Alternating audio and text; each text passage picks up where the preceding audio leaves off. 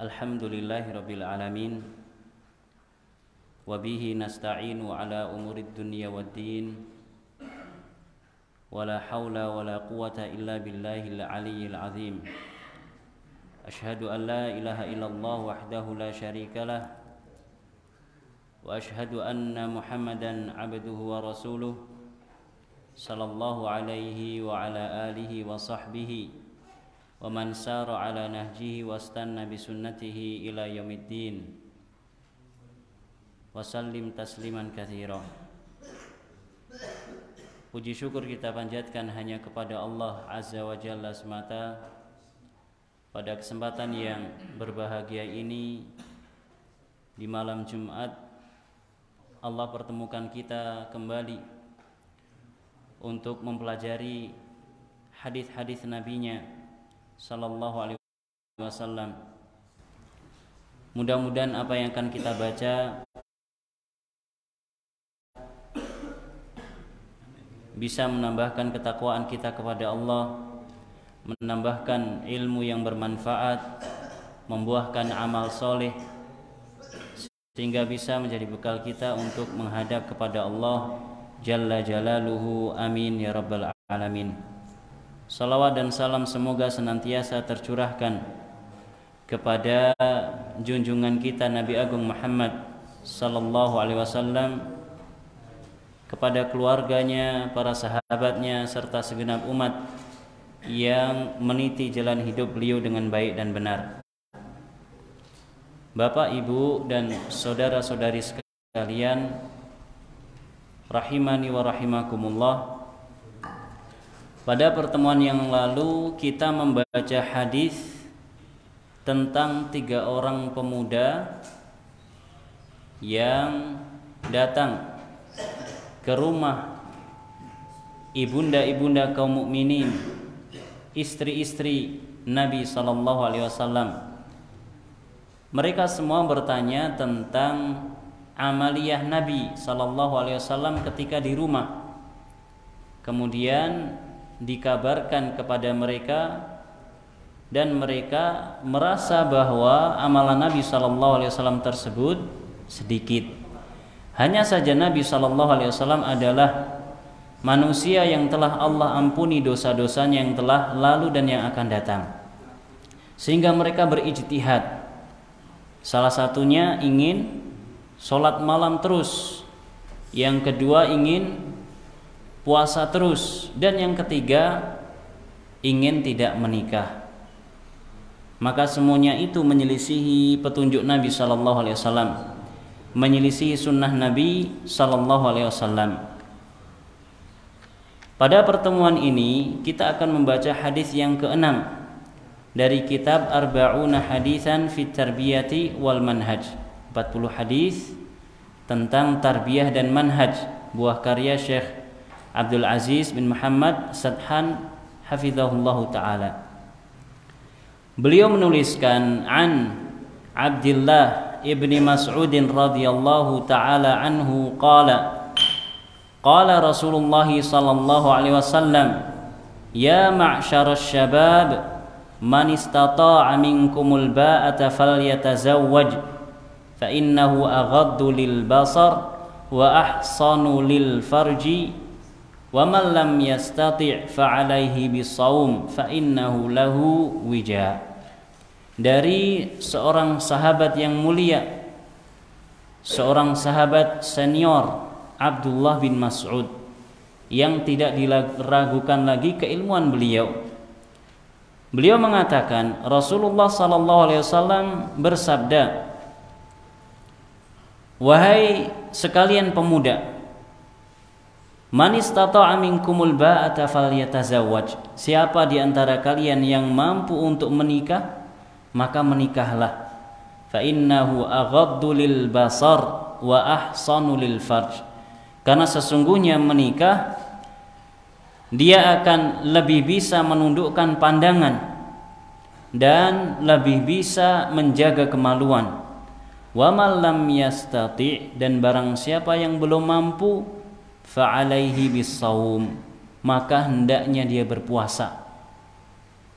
Barang siapa yang belum mampu menikah hendaknya dia berpuasa, fa innahu lahu wija. Karena sesungguhnya puasa itu akan menjadi tameng, menjadi perisai baginya. Dalam hadis yang mulia ini, Nabi SAW memberikan hasungan, memberikan motivasi agar pemuda kaum muslimin bersegera di dalam menikah. Mungkin kita bertanya-tanya, itu zaman dulu nikah muda biasa. Mungkin simbok-simbok kita dulu, mbah-mbah kita dulu, ya umur 15 tahun sudah menikah. Gini apa enggak buatan? Mungkin 13 tahun menikah. Yang laki-laki juga demikian, mungkin 20 tahun sudah menikah, 18 tahun sudah menikah.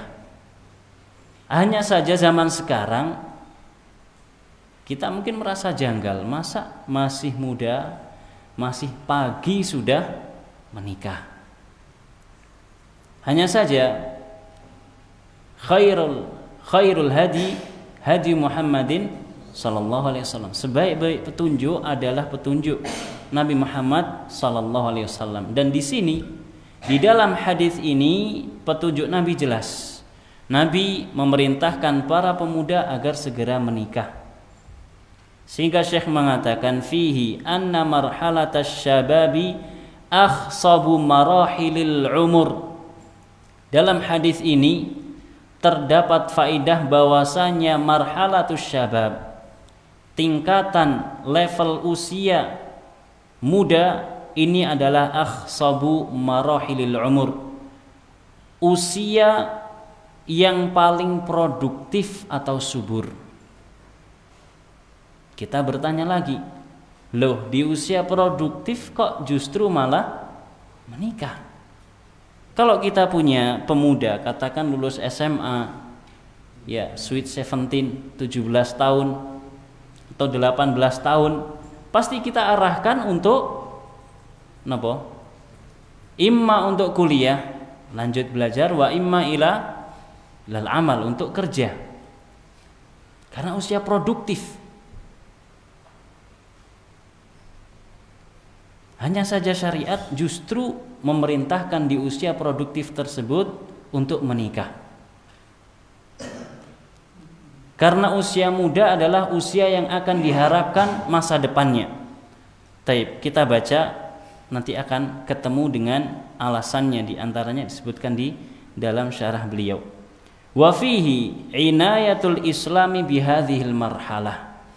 Dalam hadis ini disebutkan bagaimana perhatian agama Islam terhadap marhalah ini, terhadap fase di mana seseorang berada di dalam fase terproduktif dan terkuat-kuatnya. Bi khasatin li'azimi athariha ala mustaqbali hayati sahibiha. Dan secara khusus dalam fase ini, dalam fase muda terdapat asar, terdapat pengaruh yang besar terhadap mustaqbali hayati sahibiha, masa depan kehidupan orang yang sedang muda. Kalau salah jalan, kepleset, ya nanti masa depannya akan suram. Tapi kalau masa mudanya ini terjaga, maka insya Allah dengan sebab tersebut masa depannya akan bagus. Oleh karenanya di dalam sebuah hadis Nabi SAW mengatakan sab'atun yudhilluhumullahu fi dhillihi yauman la dhilla illa dhilluhu. Ada 7 golongan yang akan mendapatkan naungan dari Allah Subhanahu wa taala. Di hari tidak ada naungan kecuali hanya naungan Allah Subhanahu wa taala. Dan kita pasti akan melewati masa-masa ini.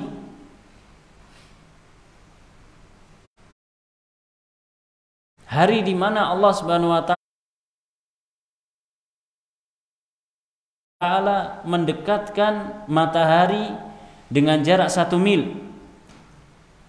Nabi mengatakan, ya ayuhan nas innakum tuhsyaruna ilallahi hufatan uratan ghurla. Wahai manusia sekalian, kalian akan dikumpulkan di hadapan Allah Subhanahu wa taala dalam keadaan telanjang, dalam keadaan tidak beralas kaki dan tidak bersunat, berkhitan. Dan di waktu itu tudna syamsu yaumal qiyamati minal khalqi hatta takuna minhum bimiqdari mil. Matahari akan Allah dekatkan di atas makhluknya kurang lebih jaraknya 1 mil. Kalau sekarang matahari jaraknya berapa mil dari bumi? Ya, kalau siang panasnya, teriknya luar biasa. Apalagi hari-hari ini di belahan bumi bagian utara panas. Ini bagaimana di hari kiamat kelak? Matahari akan Allah dekatkan dengan jarak 1 mil. Dan tidak ada, dan masing-masing akan tenggelam di dalam keringatnya sesuai dengan amalan yang mereka kerjakan ketika di dunia. Tidak ada yang mendapatkan naungan kecuali yang Allah rahmati. Di antaranya adalah 7 orang ini. Dan di antara 7 orang ini adalah wasyabun nasya'a fi ta'atillah. Dalam riwayat yang lain wasyabun nasya'a fi ibadatillah. Para pemuda yang tumbuh, para pemuda yang berkembang di dalam beribadah kepada Allah. Mereka yang akan mendapatkan naungan dari Allah Subhanahu wa taala, di antara orang-orang yang mendapatkan naungan tersebut di hari kiamat, para pemuda yang tumbuh dalam keadaan ketaatan kepada Allah, para pemuda yang tumbuh di dalam melaksanakan perintah Allah, menjauhi larangan-larangan Allah. Sehingga masa muda ini akan menentukan masa depan mereka. Usia-usia mereka, usia-usia para pemuda ini sangat erat hubungannya dengan masa depan kehidupan mereka. Tidak hanya sebatas kehidupan dunia. Kalau kita mengatakan masa depan, ya kesuksesan di dunia, usia 30 tahun, 40 tahun sudah punya usaha sendiri, sudah tidak menggantungkan kepada misalkan gaji, ya sudah tinggal ongkang-ongkang baca koran di rumah. Lebih dari itu, masa depan yang kita maksudkan adalah masa depan yang abadi, masa depan akhirat. Maka Islam memberikan perhatian yang penuh terhadap masa-masa pemuda ini. Lantas bagaimana dengan kita yang mungkin wes kadung keliwatan? Usia saya sudah terlanjur, saya sudah tidak muda lagi. Dan qadarullah wa ma syaa fa'al, masa muda saya kelam. Masa muda saya surem. Maka dalam keadaan semacam ini, ya kita perbaiki akhir kehidupan yang kita miliki. Kita perbaiki sisa-sisa yang masih kita miliki. Semoga dengan hal tersebut, masa lalu kita Allah ampuni. Sebagaimana pernah dikatakan oleh seorang salaf. Kemudian di antara yang disebutkan oleh Nabi SAW yang menunjukkan bahwasannya Islam memberikan perhatian yang banyak, memberikan perhatian yang penuh terhadap kaum muda adalah ya'tikum syababun min aqtaril ardi yatlubunal hadis fa idza ja'ukum fastausu bihim khaira. Ini kelengkapan dari hadis yang disebutkan dalam kitab. Akan datang kepada kalian, wahai para sahabatku. Nabi mengatakan kepada sahabat-sahabatnya, akan datang kepada kalian para pemuda min aqtaril ardi, dari penjuru bumi, dari belahan dunia. Yatlubunal hadis. Mereka akan datang mencari hadis. Mereka akan datang mencari, menuntut hadis-hadisku. Fa idza ja'ukum, kalau mereka nanti sudah datang kepada kalian, fastausu bihim khaira, maka aku wasiatkan kepada kalian wahai para sahabat agar kalian berbuat baik kepada mereka.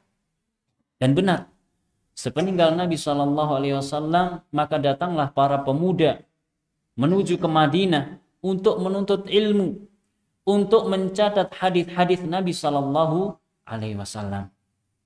Dan Nabi mewasiatkan agar berbuat baik kepada mereka. Maka ini kita kiaskan dengan apa yang kita miliki berupa santri-santri kita yang datang kepada kita, maka kita muliakan.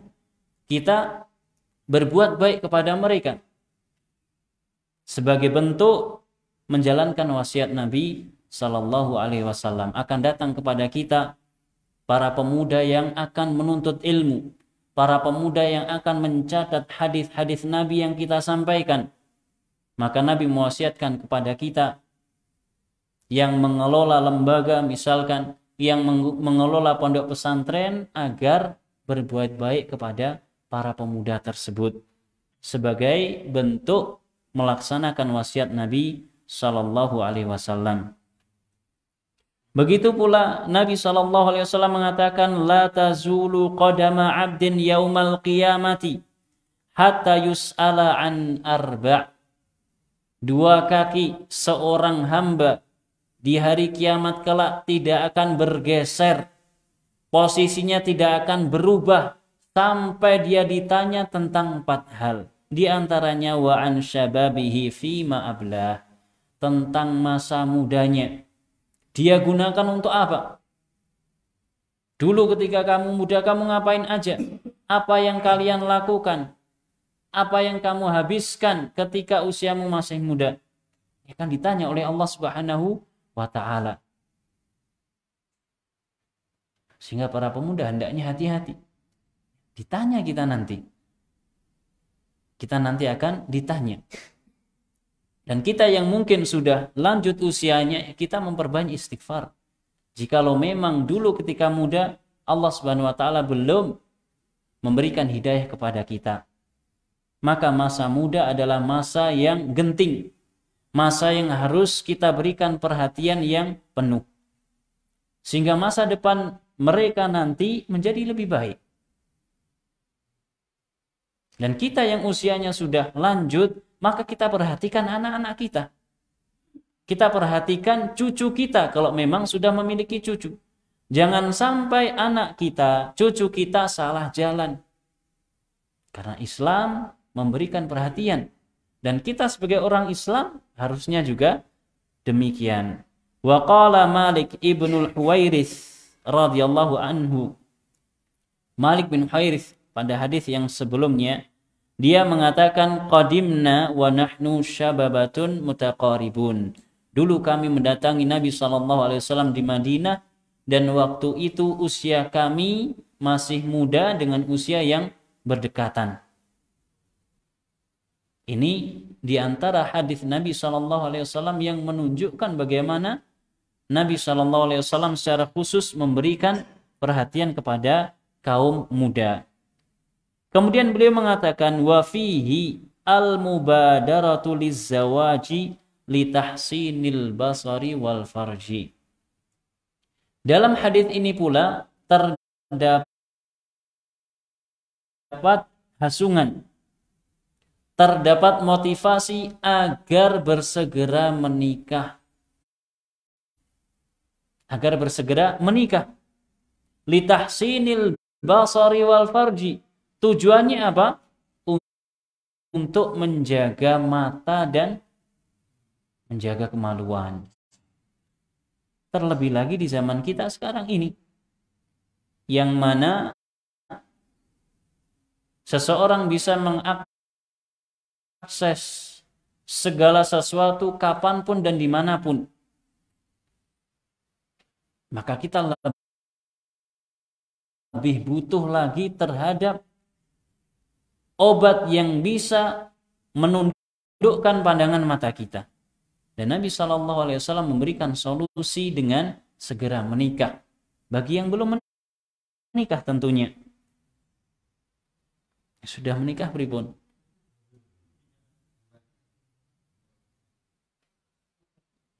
Karena mata kita nanti akan dihisab oleh Allah Subhanahu wa ta'ala.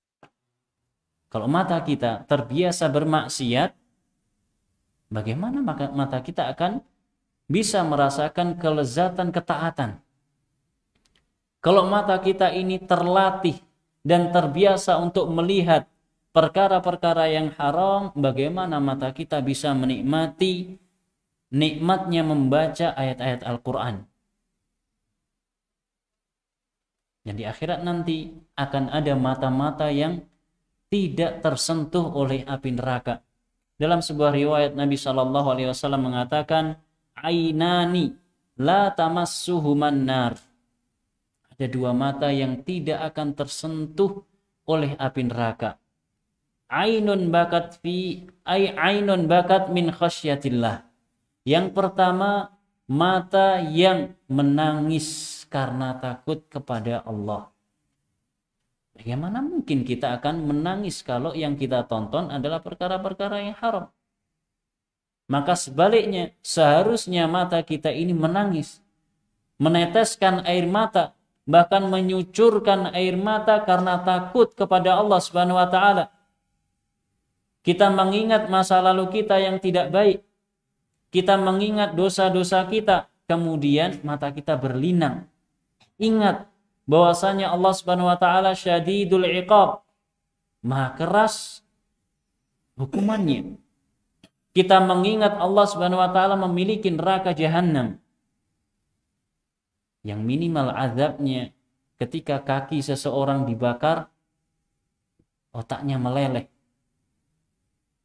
Maka mata tersebut menangis, sehingga dengan sebab tersebut dia tidak tersentuh oleh api neraka. Dan yang kedua adalah wa'ainun batat tahrisu fi sabilillah. Mata yang bermalam, yang melek untuk menjaga penjagaan atau perbatasan fi sabilillah, di jalan Allah Subhanahu wa taala. Kemudian beliau mengatakan wa fihi al-inayatu bihifdzil jawarih. Taib sebelumnya al-mubadaratu lizawaji li tahsinil basari wal farj, bersegera untuk menikah. Ya, di antara ayat-ayat yang menghasung pemuda agar segera menikah, Allah Subhanahu wa taala mengatakan Rabbi habli min ladunka dzurriyyatan thayyibah. Wahai Rabbku, anugerahkanlah kepadaku anak keturunan yang baik. Anak keturunan yang baik kita dapatkan dengan menikah. Tidak mungkin seseorang mendapatkan anak keturunan yang baik dengan cara yang salah. Dia berzina, pengen apa? Pengen punya anak soleh. Berzina, nggak mungkin. Ya dengan menikah. Kemudian Allah juga berfirman, walaqad arsalna rusulan waja'alna lahum azwaja wa dzurriyyah. Dan benar-benar kami telah mengutus para rasul dan kami jadikan untuk mereka istri-istri dan anak keturunan. Allah mengutus para utusannya dan Allah memberikan kepada mereka istri. Para nabi itu tidak membujang. Para nabi tidak membujang. Mereka memiliki istri, bahkan memiliki istri-istri lebih dari satu. Diriwayatkan bahwasannya Nabi Daud alaihissalam kalau tidak salah memiliki berapa? 70 atau 80 istri. Kemudian dia berazam akan menjimai seluruh istrinya dalam satu malam. Dan dia bertekad akan lahir dari istri-istri tersebut mujahid fisabilillah. Dan dia tidak mengatakan insya Allah. Tidak ada satupun dari istrinya yang hamil, kecuali satu saja. Para nabi memiliki istri. Maka jika kita pengikut para nabi, kita menikah. Ya, kita menikah dan kita menikahkan anak kita, menikahkan cucu kita kalau memang kita memiliki cucu. Jangan biarkan mereka membujang. Ya, diombang-ambing oleh arus dunia zaman sekarang ini, ngalor ngidul goncengan, malam mingguan misalkan nongkrong di trotoar. A'udzubillahi min dzalik. As'alullah salamata wal afiyah. Kasihan. Ya. maka solusi terbaik adalah dengan menikah. Allah Subhanahu wa taala juga mengatakan, "Wa ankihul ayama minkum was-solihina min ibadikum wa imaikum." Dan nikahkanlah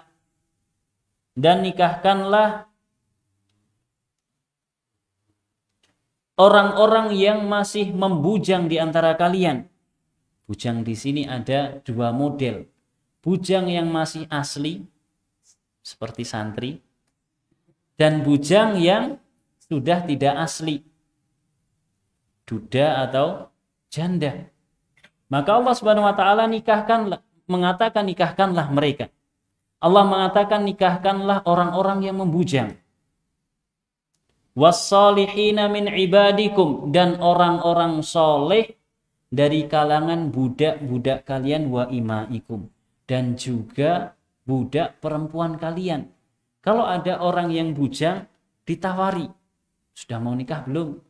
Belum lah kenapa? Belum punya modal. Ya sudah, menikah saja, nanti akan dapat rezeki insya Allah. Duda misalkan, mau menikah lagi enggak? Repot sama anak-anak, ya menikah saja. Ya. Dan Allah perintahkan itu. Dan itu adalah solusi. Itu adalah solusi. Bagaimana jika hamba-hamba Allah tersebut tidak memiliki kecukupan harta? Saya mau menikah tapi belum punya modal. Cuman punya sepeda misalkan. Memang orang dengan sepeda nggak bisa berkendara? Bisa. Nyatanya dulu mbah-mbah kita dengan sepeda bisa sampai mana-mana. Ya, ada salah seorang ustadz kami di Jawa Timur, dari Blitar sampai Gresik sepedaan ontel. Itu tahun 2000-an. Sudah tahun milenium, masih sepedaan ontel. Dan saya kira mungkin di antara kita dulu ketika awal menikah nggak punya apa-apa. Omah randuwe ngontrak, motor orang duwe, beli motor yang jangankan ST perso nggih, nggak ada BPKB-nya itu. Jangankan ST, bahkan yang nggak ada apa-apanya. Cuman mesin sama roda saja. Tapi sekarang Allah bukakan pintu rezeki. Oleh karenanya Allah mengatakan, iyakunu fuqara'a yughnihumullahu min fadli. Kalau mereka adalah orang-orang yang fakir. Para jomblower itu adalah orang-orang yang fakir. Baik budak ataupun orang merdeka, tapi dia fakir. Maka Allah akan memberikan kecukupan kepada mereka dari anugerah yang Allah berikan kepada mereka. Gak usah takut miskin dengan sebab nikah. Gak usah takut miskin. Orang yang menikah pasti akan Allah berikan pertolongan. Kemudian hadis-hadis Nabi SAW juga menunjukkan motivasi agar para pemuda secara khusus segera menikah. Kata Nabi SAW, "Idza tazawwajal 'abdu faqad istakmala nisfad din, falyattaqillahi fima baqi." Jika seorang hamba menikah, berarti dia telah menyempurnakan separuh dari agamanya. Hendaknya dia bertakwa kepada Allah di sisa separuh yang dia miliki. Separuh agama diperoleh dengan kesempurnaannya, diperoleh dengan menikah. Maka ini nggak bisa didapatkan oleh orang-orang yang tidak memiliki pasangan. Kemudian Nabi SAW juga bersabda, "Man waqahullahu syarrafnaini walijal jannah." Barang siapa yang bisa menjaga untuk Allah keburukan dua hal, dia akan masuk ke dalam surga. Ma baina lihyaini wa ma baina rijlaini. Apa yang ada di antara dua tulang lihyah, dua tulang rahang. Napa niku? Mulut napa lisan? Nggih lisan, nggih mulut. Dan apa yang ada di antara dua kaki. Barang siapa yang mampu untuk menjaga dua hal ini, menjaga lisannya dan menjaga kemaluannya, maka dia akan masuk ke dalam surga. Dan di antara cara menjaga yang paling efektif adalah dengan menikah, terutama menjaga kemaluan. Dan terkadang seseorang memiliki watak yang sulit untuk dirubah. Kata orang-orang, watak kui ora kaya watuk. Watuk diobati mari. Tapi kalau watak kadang sulit untuk dirubah. Terkadang setelah menikah, watak yang kurang baik tersebut menjadi berubah atau minimal akan berkurang. Di antaranya adalah lisan. Kadang ketika masih jomblo, Masya Allah, lek ngomong tas tos. Tapi begitu sudah menikah, lerem. Alhamdulillah. Maka barang siapa yang bisa menjaga dua hal ini, dia akan masuk ke dalam surga. Nabi SAW juga mengatakan, tazawwajul wadudal walud fa inni mukathirun bikumul umam. Menikahlah dengan para wanita yang memiliki cinta dan memiliki banyak anak. Wanita yang subur. Karena aku akan membanggakan kalian dengan banyaknya umat Islam, umat pengikut Nabi SAW di hari kiamat kelak. Sebuah hadis tentang kisah Nabi SAW ketika terjadi Isra Mi'raj. Nabi SAW melihat seorang Nabi yang hanya memiliki satu atau dua pengikut. Kemudian ada jamaah yang banyak, ternyata umatnya Nabi Musa alaihissalam. Kemudian diperlihatkan lagi kepada Nabi ada yang lebih banyak, dan itu adalah umat Nabi SAW. Dan Nabi akan membanggakan banyaknya jumlah umat Nabi di hadapan para Nabi yang lainnya. Kemudian Nabi SAW juga mengatakan, arba'un min sunanil mursalin al-haya'u wat-ta'atturu was-siwaku was-zawaj. Ada 4 hal yang merupakan sunnahnya para rasul, yaitu yang pertama al-haya, duwe isin. Yang kedua at-ta'attur, menggunakan minyak wangi. Yang ketiga as-siwak, dan yang keempat adalah menikah. Ini adalah sunnah para rasul. Kemudian juga diantaranya yang terakhir, Nabi SAW mengatakan salasatun haqqun 'alallahi aunuhum. Ada 3 golongan yang pasti Allah berikan pertolongan. Kata Nabi SAW, al-mukatibul ladzi yuridul ada. Seorang budak yang dia menebus dirinya agar bisa merdeka. Dan dia berazam akan menunaikan tebusan tersebut, maka Allah akan berikan pertolongan untuk budak tadi. Budak punya tuan mengatakan, Pak, saya ingin merdeka. Saya harus nebus berapa? Ya sudah, tebus segini. Kemudian dia berusaha untuk menunaikan, maka Allah akan berikan pertolongan kepadanya. Wan nakihul ladzi yuridul afaf, dan seorang yang menikah, yang dengan nikahnya tersebut dia meniatkan untuk menjaga iffah, untuk menjaga kehormatan dirinya, maka Allah akan berikan pertolongan. Saya miskin, tapi kalau saya nggak nikah, saya akan terjatuh kepada kemaksiatan. Saya mungkin akan jelalatan, saya nggak bisa menjaga pandangan, saya nggak bisa menjaga kemaluan. Bismillah, saya tak cari istri. Maka Allah Subhanahu Wa Taala akan berikan pertolongan. Pasti.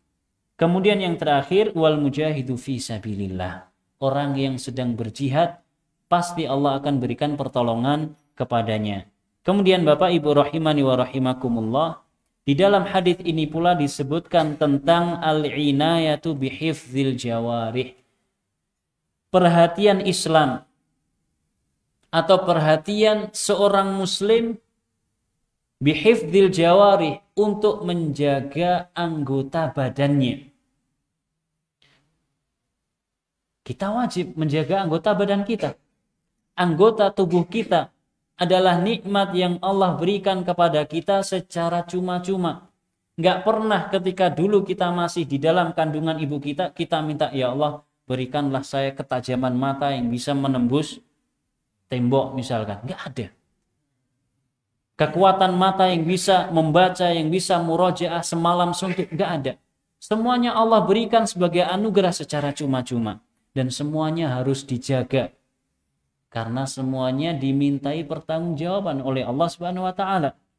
Fahiya ni'matun 'ala sahibiha in ra'aha haqqa ri'ayatiha. Maka anggota tubuh kita, anggota badan kita, dia adalah kenikmatan yang dimiliki oleh kita. Jika kita memberikan perhatian, kita menjaganya dengan sepenuhnya. Wa qad takunu niqmatan in ahmala amroha. Sebaliknya, anggota badan kita, anggota tubuh kita ini bisa jadi akan menjadi nikmah.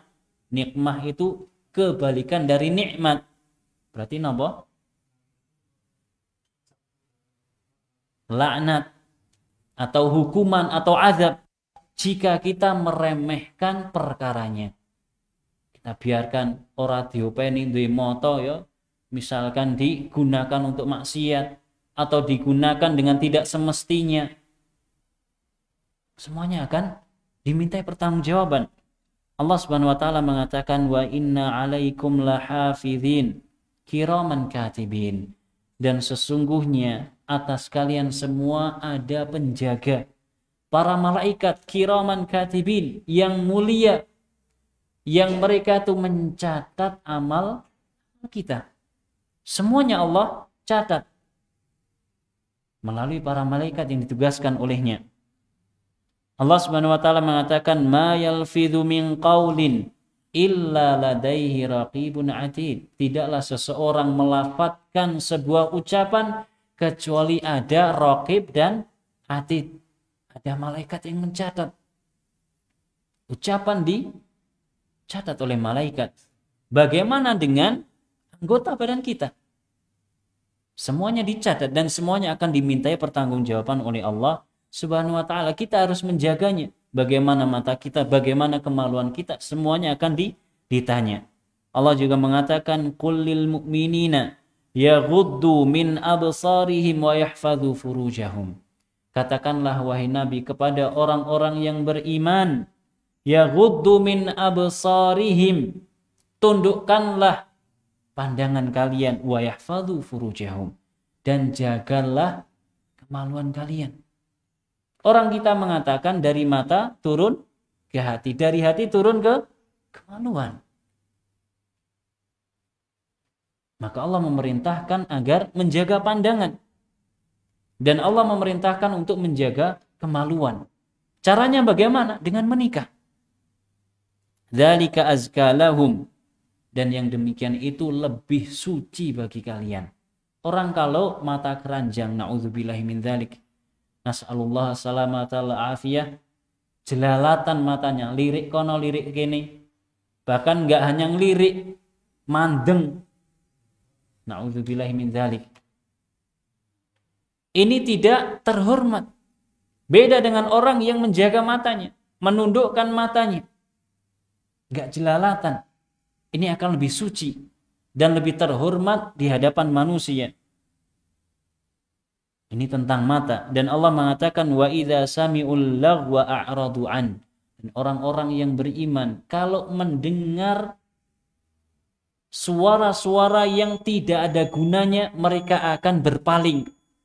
Orang-orang yang beriman mendengarkan suara-suara yang haram, entah itu ghibah, entah itu nyanyian, entah itu musik, maka dia segera berpaling. Kenapa? Untuk menjaga nikmat Allah ini. Untuk menjaga nikmat Allah. Bukan kok malah wah ngantuk nyetir terus puter dangdut. Na'udzubillahi min dzalik. Orang yang beriman tidak demikian. Bagaimana kalau kita terpaksa misalkan naik kendaraan umum, kalau kita mampu kita datangi. Pak ngapunten dipateni nggih. Wah ngantuk ya Mas. Nggih anu mau ngagem headset. Kok ngatur penumpang. Gimana lagi mengganggu saya, Pak? Allahul musta'an. Kemudian Allah Subhanahu wa taala juga berfirman, "Al-yauma nakhtimu ala afwahihim wa tukallimuna aydihim wa tashhadu arjuluhum bima kanu yaksibun." Mohon maaf, mau azan dulu? Enggak, kalau azan dulu.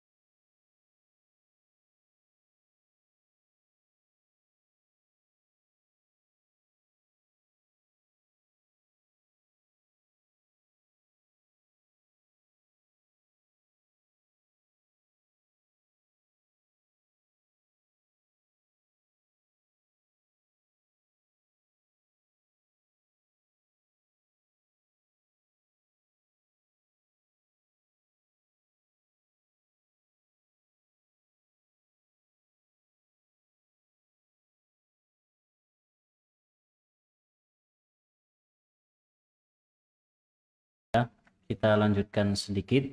Allah Subhanahu wa taala berfirman, "Al-yauma nakhtimu ala afwahihim tukallimuna aydihim wa tashhadu arjuluhum bima kanu yaksibun." Pada hari ini, pada hari kiamat kelak, Allah mengatakan pada hari itu nakhtimu ala afwahihim. Kami akan mengunci mati mulut-mulut mereka. Wa tukallimuna aydihim, dan tangan-tangan mereka akan berbicara kepada kami. Mulut kita yang biasanya kita gunakan untuk bicara, Allah akan tutup. Kemudian tangan kita yang akan berbicara.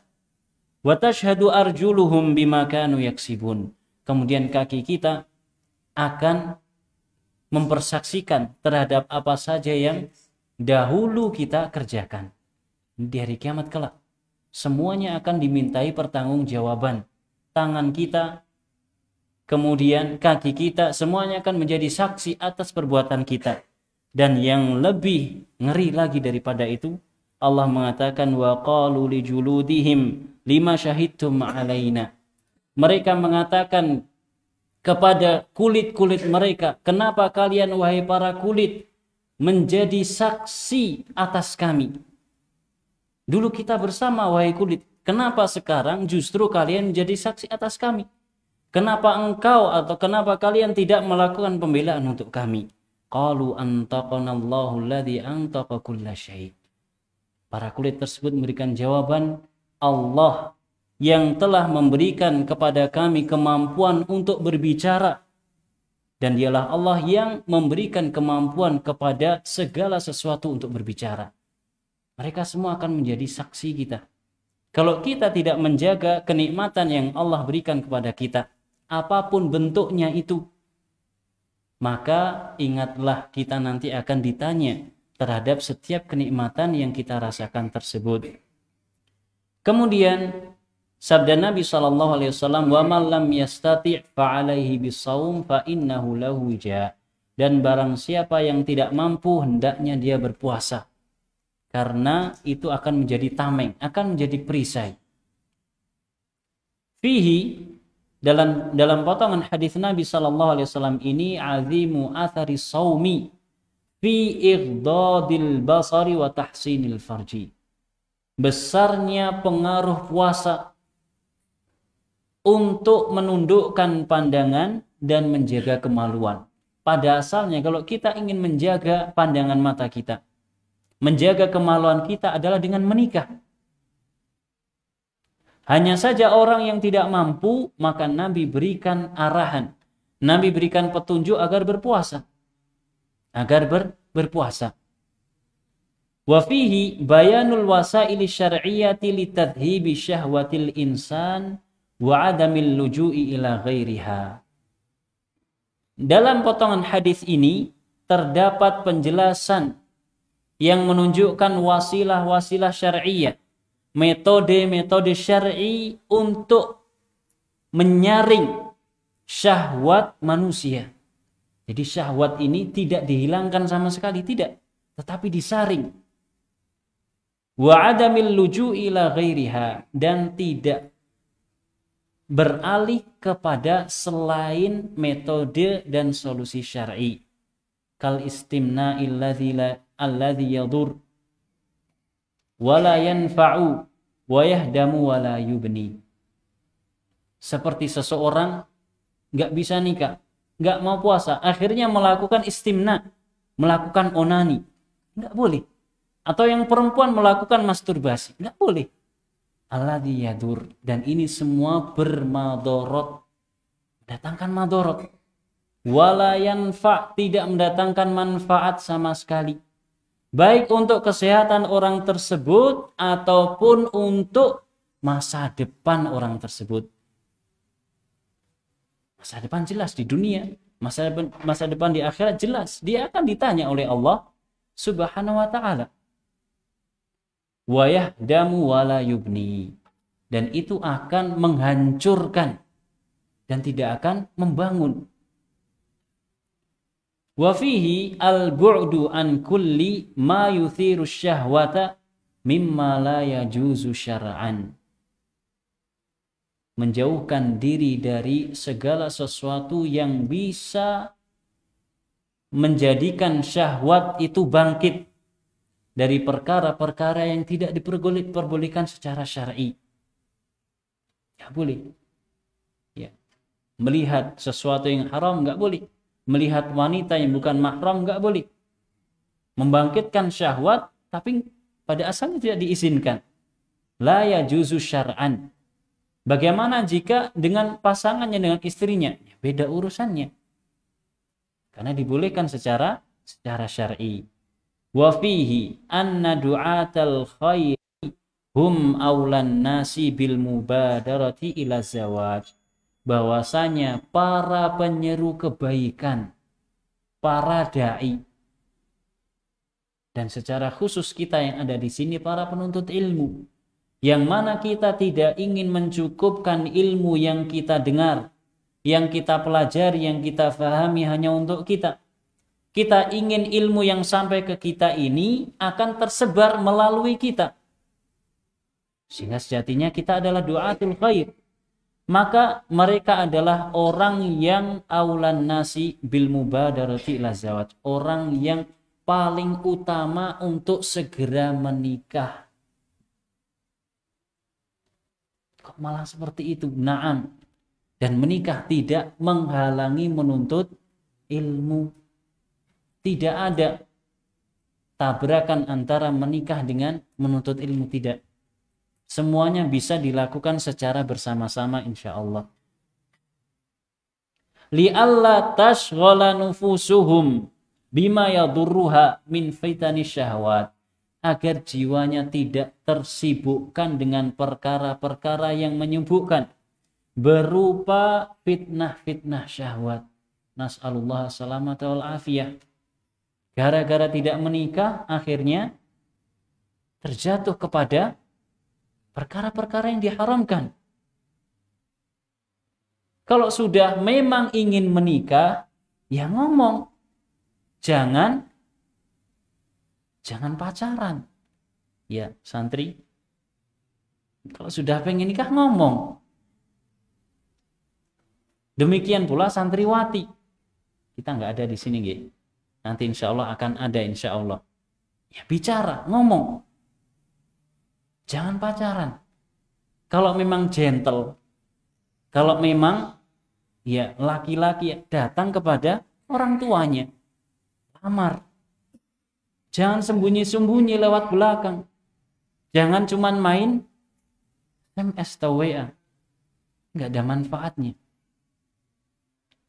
Maka seorang penuntut ilmu, seorang dai adalah orang yang paling lebih berhak untuk menikah. Coba antum suruh ngisi walimah. Ya ada teman antum menikah, pengennya antum yang ngisi khutbah nikah dan napa jenenge ceramah nih kok. Kira-kira gimana? Antum sendiri belum nikah. Belum nikah, ngisi masalah nikah nggak bisa. Nggak bisa. Dan kita adalah qudwah bagi orang-orang yang ada di sekitar kita. Kalau kita ngomong, maka orang bisa aja mengentahkan. Apa mengentahkan itu? Ngentai. Belum nikah kok ngomong kayak gitu. Belum merasakan gimana susah payahnya orang menikah. Orang akan mementahkan dengan mudah. Maka penuntut ilmu dan para da'inya ini adalah orang yang disarankan segera menikah. Wa hatta yakunu qudwatan li ghairihim, dan agar menjadi qudwah untuk orang lain. Wa fihi anna ala man yatawalla al-inayata bi syababil muslimin ay yas'a li hifdhihim min fitani syahwat. Nah ini tertuju kepada kita para orang tua yang mengelola para pemuda kaum muslimin. Entah itu anak kita sendiri ataupun anak orang lain yang belajar di tempat kita. Hendaknya memperhatikan keadaan mereka. Jangan sampai mereka terfitnah dengan fitnah syahwat. Maka kita lihat anak kita misalkan, ngapa to le kok anu? Gede loh Pak, arep rabi apa piye? Ya ora apa-apa wis gede. Lah pirung kerja Pak? Rabi dhisik. Engko lek kepeksa ora ya nyambut gawe. Kita harus perhatian, respect. Jangan sampai sudah terjebur kepada kemaksiatan, naudzubillahi min dzalik, kemudian baru kita respect. Pengen rabi kok orang ngomong. Terutama anak-anak perempuan. Yang notabene mereka itu lebih pemalu, lebih jaim. Sebagai orang tua yang memiliki anak perempuan harusnya respect. Sudah kelas 3 di pondok, Duk, arep lanjut ngasih lulus apa arep rabi dhisik? Ya lulus to Pak, nanggung wis kelas 3. Wis fokus. Pengabdian, Duk. Pengabdian timbangane galau, rabi apa piye? Nanti dia akan diem. Dan bisa jadi diamnya adalah jawabannya. Kenapa kita melakukan itu? Ya untuk menjaga mereka. Jangan sampai terjatuh kepada hal-hal yang diharamkan. Mungkin dia tidak melakukannya secara terang-terangan. Tapi siapa yang tahu kalau dia sudah masuk ke dalam kamar, mengunci kamarnya, kemudian dia melakukan hal yang terlarang? Nggak tahu. Makanya kita melakukan tindakan preventif. Orang tua hendaknya memberikan inayah, perhatian terhadap para pemuda dan pemudi. Wamin babi aula fitanis syubhat, dan lebih-lebih lagi terhadap fitnah-fitnah syubhat. Hendaknya kita sebagai orang tua yang mengurusi anak kita atau orang-orang yang belajar di tempat kita agar membentengi mereka semua dari fitnah-fitnah syubhat. Syaritata ayyakuna dzalika hasaba nususi syar'i wifqa manhajis salafil ummah. Dengan catatan, dengan syarat itu semua harus dilakukan sesuai dengan nas-nas syar'i. Kalau kita mau menikahkan putri kita ya caranya yang syar'i. Kalau kita mau menikahkan putra kita cara yang syar'i. Pilih wis nyambut gawe arep rabi, oh Pak, wis konon boleh. Ya ndak kita yang carikan, kita carikan yang baik. Jangan disuruh cari sendiri. Nangko ke pasar malam kemudian Auzubillahi min dzalik. Bisa jadi ya terkadang orang tua terlalu memberikan kelonggaran kepada anaknya. Sehingga apa? Anaknya cari seenaknya sendiri. Pokoknya karo iki Pak wis kadung cocok. Akhirnya bapaknya yang setuju, akhirnya pacaran. Akhirnya naudzubillahi min dzalik, gimana caranya biar dilegalkan sama negara dan orang tuanya melakukan perbuatan yang terlarang. Ambil jual di luar nikah dan seterusnya, naudzubillahi min.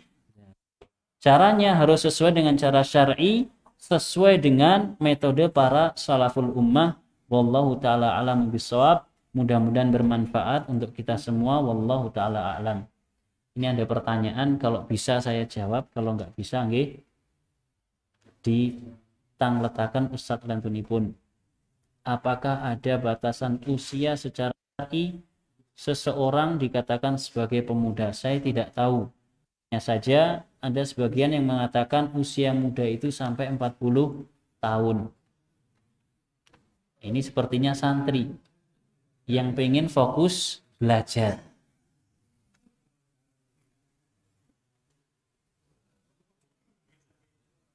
Allahu a'lam. Sekali lagi ya, menikah tidak menghalangi untuk belajar. Ustadz-ustadz kita, mau sebut nama atau tidak, banyak di antara mereka belajar menikah sebelum lanjut belajar. Tentunya belajar dulu di pesantren, kemudian selesai menikah, kemudian baru mendapatkan kesempatan untuk belajar lagi. Dan banyak ya, dan banyak yang semacam itu. Ya. Kalau kita mau contoh saja mereka. Ya, ada di antara ustadz-ustadz kita yang mungkin baru menikah sampai usia tua. Ada di antara para ulama bahkan seperti Imam Syafi'i, seperti Imam Ahmad, sampai usia 40 tahun sama ibunya baru suruh nikah. Barulah dia menikah. Rahimahumullah. Imam Ahmad bin Hanbal. Hanya saja yang jadi masalah, lingkungan mereka tidak seperti lingkungan kita.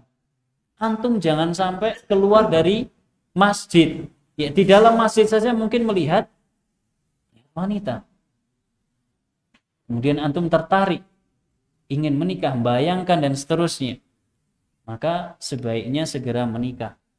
Kemudian, ini curhat. Afwan Ustadz, jadi gini. Apa boleh kita sholat sunnah sedangkan iqamah sudah ditegakkan? Karena salah satu dari ikhwan kami di kampung masih saja menunaikan perkara tersebut. dengan hujah iqamah di sini lebih cepat dari masjid lain. Salat sunnah yang dilakukan kemudian iqamah ditegakkan, kalau sholat kita itu di rumah, tidak di masjid yang sedang iqamat, maka kita selesaikan. Ya, kalau kita di rumah. Tapi kalau kita di masjid, boleh kita selesaikan dengan catatan tidak bertabrakan dengan sholat jamaah. Artinya seperti ini. Ya, kita sedang rukuk untuk rakaat kedua, kemudian dikumandangkan iqamat. Apakah kita membatalkan begitu saja? Tidak, kita selesaikan. Karena kita yakin iqamat selesai, imam belum sampai takbiratul ihram, kita sudah selesai dari sholat kita. Dan dipercepat sholatnya. Ya, insya Allah diperbolehkan asalkan demikian. Tapi kalau kita baru takbiratul ihram atau baru rukuk rakaat pertama kemudian iqamat, ini perkiraan imam sudah membaca Al-Fatihah atau bahkan sudah membaca surat pendek, maka lebih baik dibatalkan. Allahu a'lam. Barangkali ini yang bisa kita sampaikan, mudah-mudahan bermanfaat. Mohon maaf agak panjang sedikit. Sallallahu ala nabiyyina Muhammad wa ala alihi wa sahbihi wa sallama tasliman katsira. Subhanakallahumma wa bihamdika asyhadu an la ilaha illa anta astaghfiruka wa atubu ilaik. Wassalamu alaikum warahmatullahi wabarakatuh.